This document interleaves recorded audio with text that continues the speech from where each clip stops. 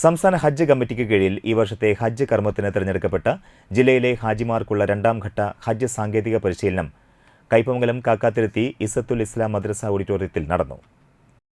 ഹജ്ജ് committee member Anas Haji ഉദ്ഘാടനം നിർവഹിച്ചു.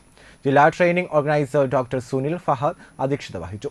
സംസ്ഥാന ഹജ്ജ് കമ്മിറ്റി മെമ്പർ നൂർ മുഹമ്മദ് നൂർ ഷാ മുഖ്യപ്രഭാഷണം നടത്തി. Police superintendent Najeeb, Habeeb Attu, P A Abdulla, M H. Muhammad Ali, Sheikh, Ameer Thalikulam എന്നിവർ സംസാരിച്ചു. ഹാഫിൽ അബ്ദുറഹിമാൻ അൻവരി പ്രാർത്ഥന നിർവഹിച്ചു. സംസ്ഥാന ഹജ്ജ് കമ്മിറ്റി ട്രെയിനിംഗ് ഫാക്കൽറ്റി അംഗങ്ങളായ എൻ.പി. ഷാജഹാൻ, അബ്ദുറഹ്മാൻ പുഴങ്കര എന്നിവർ സാങ്കേതിക പഠന ക്ലാസ്സിന് നേതൃത്വം നൽകി.